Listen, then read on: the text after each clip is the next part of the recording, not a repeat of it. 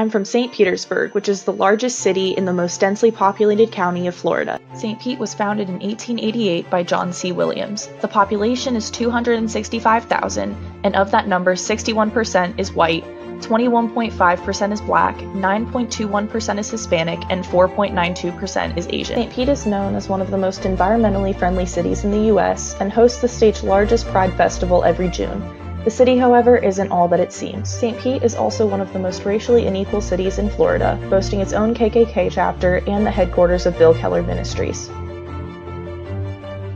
In the late 1910s, the city incorporated over 7,000 green benches around downtown to modernize and beautify the city. Black citizens of St. Petersburg were prohibited from sitting on the benches between the 1910s and 1967.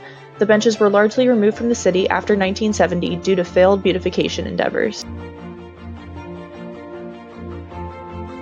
In the height of Jim Crow, St. Petersburg was segregated into the north side and the south side, with the border being Central Avenue.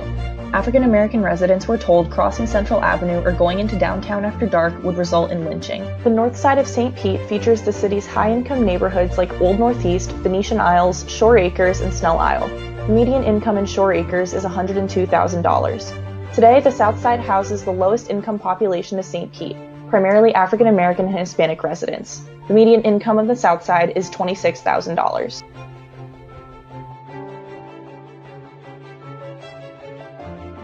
During St. Pete's population boom in the 90s and early 2000s, gentrification pushed into the south side. When Gulfport became its own municipality, the south side was condensed into the small blue box pictured, with Central Avenue still being the northern border. Within the box is Melrose Elementary School, the worst elementary school in Florida. It also features Fairmount Park, which is the second worst, Campbell Park, which is the 15th worst, and outside the box are Maximo Elementary, which is the 10th worst, and Lakewood Elementary, which is the 12th worst. This means that 1/3 of the 15 worst elementary schools in the state of Florida are within 3 miles of each other. Within these schools, reading has an average of an 80% fail rate. Math, on the other hand, has a fail rate of 90%. This means that the south side of St. Petersburg, Florida, has the highest concentration of academic failure in all of Florida. Zoning laws forced almost all black citizens into the smallest, least funded area possible. Similar to the Sweet Family and Boyle's White Houses, residents were brutalized if they tried to leave.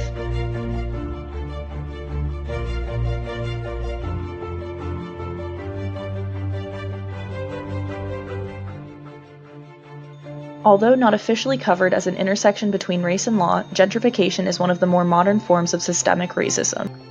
Similar to and made possible through blighting of the houses of low-income families in more desirable areas, gentrification is the modern American city's way of getting around civil rights laws. Similar to Orlando, St. Petersburg was able to condense the less desirable members of society into the smallest area possible. The historically black neighborhoods of St. Pete are notoriously low income and are located adjacent to and within the city's industrial sector. Pinellas County funds its schools through the income taxes of neighborhoods surrounding local schools. Even though the south side is the lowest income area of St. Pete, it has the highest concentration of public schools in the city. This created a system of failing to educate low-income children, which then created a cycle of poverty many families in St. Pete are stuck in today. As a result, the poverty rate in St. Pete is 15.9%.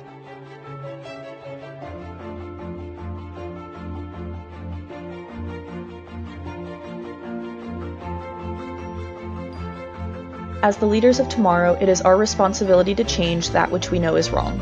And that change starts at our roots, our very own hometowns.